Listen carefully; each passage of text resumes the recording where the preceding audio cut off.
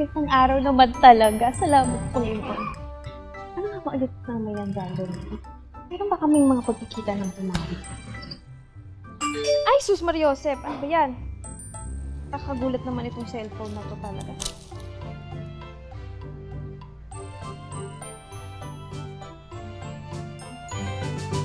Napakaaga namang barangay updates nito. Tignan nga natin at baka nakasale ng ube cheese pandesal ni Eka.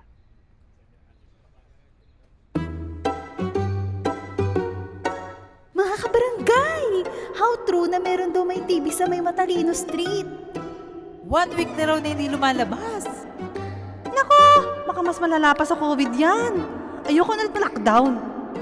Upo raw ng upo, araw-gabi. Di ba nakakahawa yan? Nako, Sis Chole, paano na yung Zumba natin? Zoom!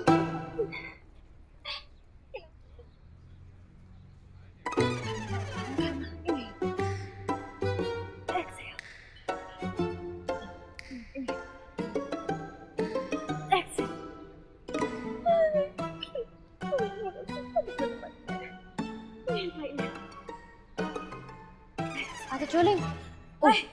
Ano meron? Bakit parang stress ka dyan? Kaloka! Ikaw pala yan, Sister Ling! Ano ba naman kasi? Mayroong bali-balita dito sa GC na mayroon daw tayong kabarangay na PTB. As in, tuberculosis! More panic tuloy yung mga sisters ko. Teka, anong sinabi mo? Wala pa. Wala naman ako masyadong knows tungkol sa TV. Ayoko naman magbida-bida. Mamaya mali pa yung sabi ko. Teka, may alam ka bang pwede nating mahinga ng tulong o kaya impormasyon?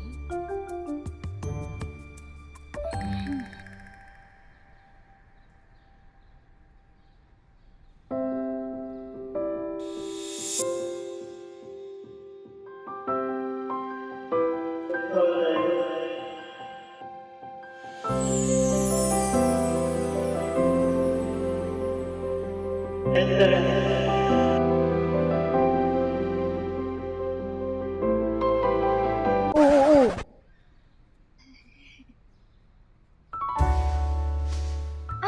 Ate Choling, kumalma ka nga. Sorry. Carried it away. Sorry.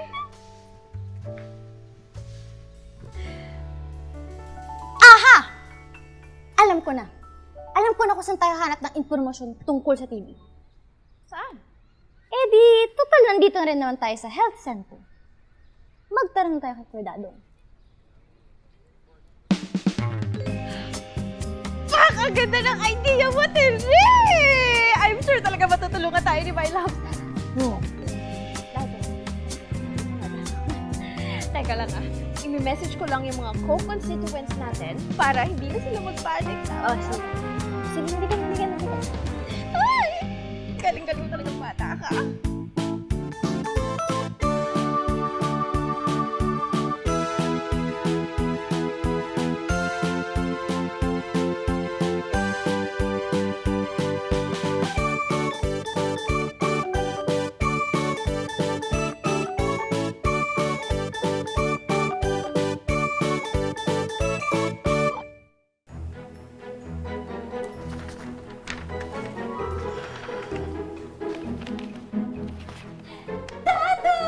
Uy! Uy, Tere, Choleng! Dadong naman. Akala ko naman, pasalubungin mo rin ako ng yakap. Ate, ay Kuya Dadong. Ang aga-aga pa. Pero buti na pabisita kayo. Ano may paglilingkod ko? Ayun na nga, Dadong. May bali-balita kasi na meron na daw may tuberculosis dito sa barangay natin. Ang kaalala yung mga kabarangay natin na baka makawa sila. Oo nga, Kuya Dadong eh. Alam mo naman to si Ate Choling, di ba? Certified Barangay 143 citizen. Laging oo. handang tumulong yan.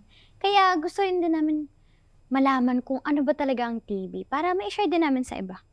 Nako, mukhang problema nga yan, Choleng at Tere. Lalo pa ngayon na kahit mga usaping pangkalusugan, may fake news na. Kaya kailangan dapat aksyon na natin itong mga tanong ng mga kabarangay natin tungkol sa tuberculosis. Teka. Ano ba talaga yung TB or tuberculosis, kuya? Tsaka, nakakahawa ba to? Ano ba yung mga sintomas? Nagagamot pa bang TB? O tsaka, paano nakukuha? Hindi, teka, isa-isa lang. Mahinang kalaban. Mga kabarangay, ano nga ba ang TB? Ang tuberculosis o TB ay isang sakit na nakakaapekto sa baga. Ito ay dahil sa bakteryang Mycobacterium tuberculosis. Nakakahawa ang tuberculosis. Naipapasa ito kapag bumahing o umubo ang infected na tao dahil ang mga maliliit na droplets ng TB bacteria ay nananatili sa hangin sa loob ng maraming oras. Maaari itong magdulot ng infection kapag nalanghap. Mga kabarangay, alam nyo ba na mahigit 741,000 na tao ang estimated na maaapektuhan ng tuberculosis sa ating bansa? Pero 43% lang sa kanila ang nadadiagnose o nasusuri. Kaya sa simula pa lang ng mga sintomas, magpa-check up na dapat. Grabe! Ang dami na palang cases ng tuberculosis dito sa Pilipinas. Kaya naman pala grabe din ang worry ni Tita Baby sa Zumba session namin dahil airborne pala to.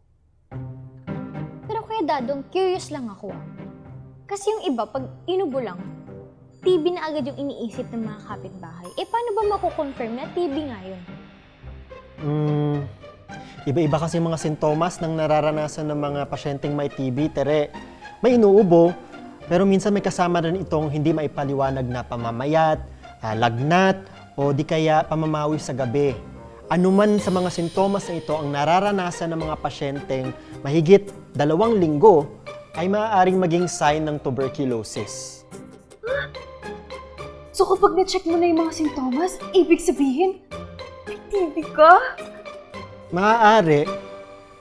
Pero alam nyo ba mga kabarangay, na meron ring mga may TB na hindi nakakaranas ng kahit anumang sintomas. Ito ang tinatawag na latent TB infection. Dahil walang symptoms, hindi ito nakakahawa. Kuya Dadong, ibig sabihin ba nun? Natutulog lang yung bakterya sa katawan, so any moment, pwede ulit maging active yung TB. Nakuha mo, Tere. Kaya nga kailangan magpakonsulta muna sa doktor o pumunta sa pinakamalapit na health center o sa DOTS clinic. Yung kabarangay daw ba natin ay nakakaranas ng ganitong sintomas?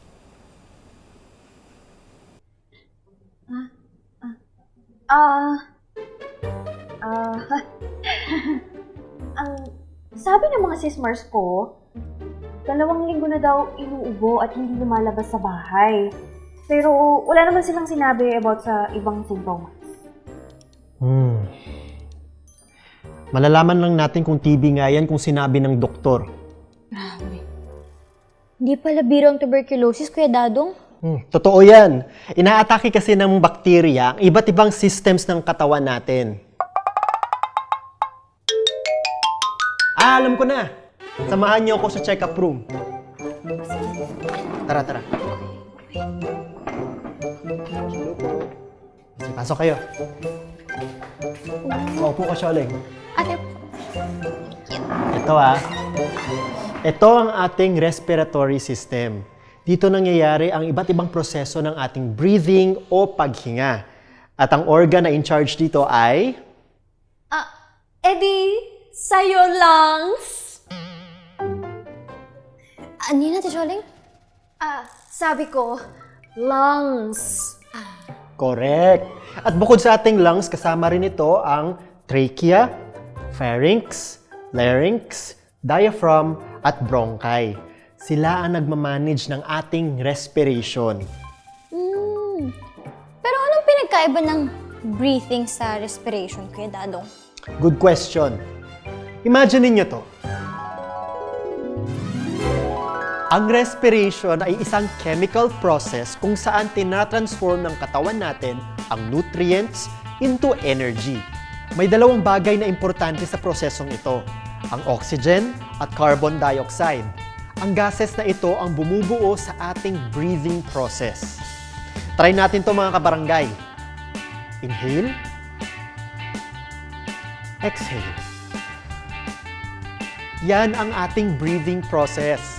Kapag tayo ay nag-inhale, pumapasok ang oxygen sa ating katawan. Kapag nag-exhale naman, ang hangin na inilalabas natin ay carbon dioxide. Inhale.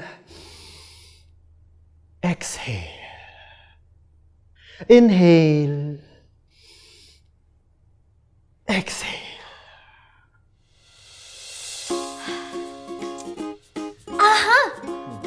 Kaya pala nahihirapang huminga or inuubo yung mga nagkakasakit ng TB. Kasi naaapektuhan yung lungs nila. OMG! Narinig ko lang rin from my sis Mars na nagkakaroon daw ng marks ang lungs ng may mga TB. Totoo ba to, my loves? Maaari pero hindi parate. Mayroong mga nakikitaan ng mga abnormal findings sa x-ray pero hindi ibig sabihin na may TB na kaagad ha. Kailangan muna kasing i-test ang plema ng isang tao para ma-confirm na may TB nga ang sakit nito. Mga kabarangay, ito ang itsura ng normal nating lungs. At ito naman ang itsura ng lungs ng taong apektado ng TB bacteria. Kung mapapansin ninyo, malinis ang baga ng taong hindi apektado ng TB. At sa kabilang banda naman, puno ng peklat ang palibot ng baga ng taong apektado ng TB. Pero, kuya, lungs lang bang naapektuhan ng TB? May nabasa kasi ako na pwede rin daw maapektuhan ng TB ang ibang organs natin. Mayroon nga mga ganong case. Kapag ang tao ay apektado ng tuberculosis, maaaring maapektuhan ng iba't ibang organs natin katulad ng brain, ng kidney, ng spine, pati na rin nating heart. Eh ano naman ang connect ng respiratory sa circulatory system natin? Imagine niyo to. Kapag pumasok sa respiratory system natin ang oxygen, dadaan ito sa ating blood vessels. Sa circulatory system, matatagpuan ang ating blood vessels. Dito dumadaloy ang oxygen papunta sa ating puso. Ito rin ang body system na nagpapadaloy ng dugo sa ating katawan. Tapos, nandito naman ang ating heart. Nandyan pala ang puso natin! Ano yan, Choleng? Ang puso. Sabi ko kasi puso. Yung puso ko kasi andito. Hindi. Ito yung heart, Choleng. Ano yan? Yan, heart. Sungit. Buti na lang cute ka. Ganito pala heart mo, ate.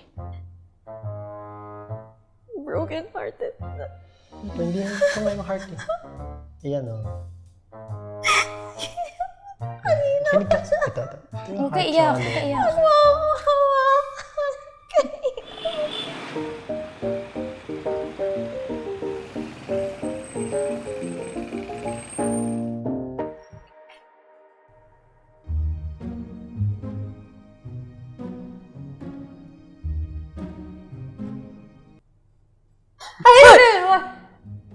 Anak na tilapia! Dadong may labsog naman kayo ng gugulat. Panay kasing tutok mo dyan sa cellphone mo, yan ba yan? Kaya nga, tsaka nakita namin parang may cutie ka pa na ka-chat. Ano? Naku, ate Choling, ikaw No. Loyal ako.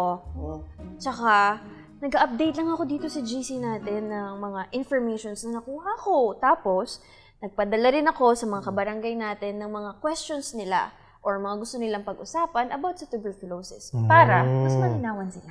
Okay. Bongga! Parang TV show.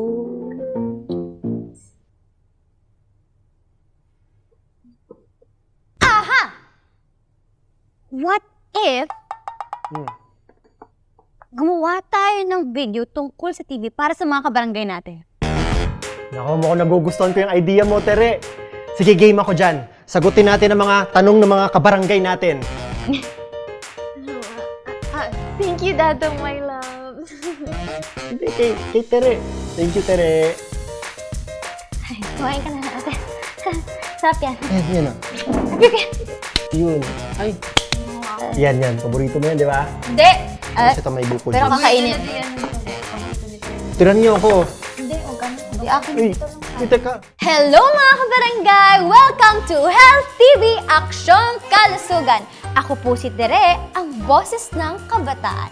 Kasama po natin ang certified Public Relations Officer ng Barangay 140, si Ate Choleng. At syempre, nandito rin ang ating volunteer barangay health worker na sasagot sa ating mga katanungan.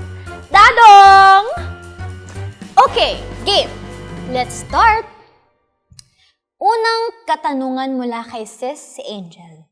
Naaalala ko po, may kapitbahay ako dati. Meron pong may TV sa bahay nila, tapos kalaunan nagka-TV na rin si baby na kapapanganak pa lang. Ibig sabihin po ba namamana ang TV mula magulang papunta sa anak?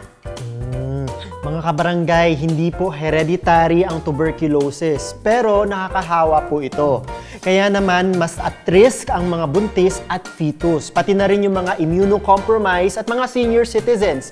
Kaya dapat doble ingat po tayo, okay? Ayan. Second question from Cutie Judy. Sabi po sa akin, bawal daw po ako makipag-shake hands sa taong inuubo dahil sinyalis daw po yun ng TV. Totoo po ba yun? Okay, mga kabarangay, tatandaan po natin, hindi na ipapasa ang TB sa pamamagitan ng paghawak or pag-share ng utensils. Mai-infect lamang ang isang tao kapag na-inhale niya ang hangin na may TB bacteria. Ayan, mga kabarangay. Galing na kay Dadong yan, ha? Cutie Judy, okay lang yan. Makipag-shake hands ka lang. Love wins. Ko talaga ate. Okay, para sa ating third question. Galing kay Tita Baby. Yung tito ko po ay nagka-TB at namayat ng sobra. Magagamot pa po ba ang tuberculosis at babalik pa po ba ang kanyang sigla? Opo naman, Tita Baby. May babalik pa po ang sigla at magagamot pa po si Tito. Kailangan lang po niyang ma-complete ang treatment for 6 to 20 months depende sa lala ng TB. Magsasubside lamang po ang sintomas matapos ang ilang linggo, pero buhay pa rin ang TB bacteria sa katawan, kaya kailangang ipagpatuloy ang pag-inom ng gamot. Kuya Dadong, kailan po pwedeng lumabas ang taong infected ng TB? As long as tapos na silang uminom ng gamot for 2 to 3 weeks, ay hindi na po sila nakakahawa ng TB. Pero dapat pa rin pong ipagpatuloy ang treatment para mawala ang lahat ng TB bacteria. Kailangan lang nila ng certification o clearance mula sa kanilang doktor o ng TB DOTS clinics. Pak! Ay, Dadong, my loves! May magandang tanong tayo mula kay Mamshi Anabi. Mahal po ba ang pagpapagamot kapag may TB? May libre po tayong treatment dito sa Pilipinas through TB DOTS o Directly Observed Treatment Short Course na pwede nyo pong i-avail sa mga barangay health centers. Programa po ito ng National Tuberculosis Control ng Department of Health natin o DOH and TP. Maaari rin po kayong lumapit sa Philippine Tuberculosis Society Incorporated o PTSI clinics. Okay. Teka kuya, follow-up question lang. Paano naman po yung mga gamot na kailangan ng pasyente? Libre din po ba yun? Ayun. Yes, Tere. Libre rin ang mga gamot para sa entire treatment period. Basta lang po lumapit kayo sa ating barangay health center para mag-guide ko po kayo sa buong proseso. Always at your service po kami para sa inyo. Nox. Okay. Okay, last question po mula kay Wengweng04. Bukod po sa treatment, may iba pa po bang gamot sa TB? Marami po kasi akong nababasa sa social media na makakapagpagaling din daw po sa TB. Nako, kailangan po nating sumunod sa prescribed treatment o yung mga gamot na aprobado ng DOH. Hindi po natin ini-encourage ang iba pang methods dahil mas makakasama po ang self-medication sa ating kalusugan. Oh, Weng, now you know, ha? Mga kabarangay, huwag pong basta-basta maniniwala sa mga nakikita natin sa internet. Yes! Always ask your doctor or barangay health workers, okay? And that wraps up our Health TV Aksyong Kalusugan! Maraming salamat po mga kabarangay! Bye kabarangays! Bye! Bye! Bye!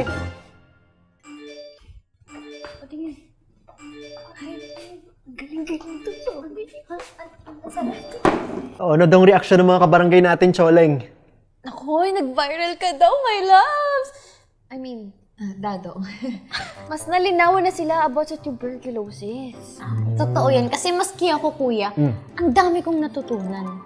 Pero, teka, may mga tips ka pa ba paano may iwasan ng TB? Siyempre, meron. Pinaka-importante pa rin ang pagpapalakas ng ating immune system para makaiwas sa kahit anumang sakit. Importante rin ang iwasan ang kahit anumang bisyo tulad ng paninigarilyo na pwede magpahina ng baga natin laban sa mga sakit tulad ng TB. At dahil ang TB ay galing sa bakterya, importante ring panatilihing malinis ang ating kapaligiran, ugaliin mag-disinfect at maghugas ng mga kamay. Choleng, nakikinig ka pa ba? I do. I do pa nga. Yes, yes, nakikinig ako, my loves. Isip ko lang kasi, paano kaya kung magsagawa tayo ng TB seminar? Tapos, ikaw ang speaker. Uy, mukhang gusto ko yung ideyang yan. Makakatulong yan sa pag-roll out ng aming libreng check-up. Kailangan lang talaga nating makumbinsi mga kabarangay nating pumunta. Okay. G ako dyan. Ako na ang gagawa ng poster. Ako na rin naman po-post sa social media para may mga kabataan na pumunta. Galing talaga ni Terry. And leave it to me din, my loves. Ako na ang bahala magpakalat ng balita sa Barangay 143 from Matalino to Mapagmahal Street. Aabutin ko lahat para sa'yo. I mean, para sa seminar. Oo na, ikaw talaga, Choleng. O siya, kumain na muna tayo. Kasi mukhang inunan nyo pang pagchichismisan kaysa sa pagmerienda eh. Ayan. Sige na ate, kumain ka naman ka ng kiligin dyan. Juice. Masarap yan, oo. Ano gusto mo? Sige, isa. Oh, kuya, kumain ka na. Hindi ako na marami pa. Marami pa. Ang matamis. Parang papagmahal. Matamis. Okay lang ba siya? Hindi ko alam eh.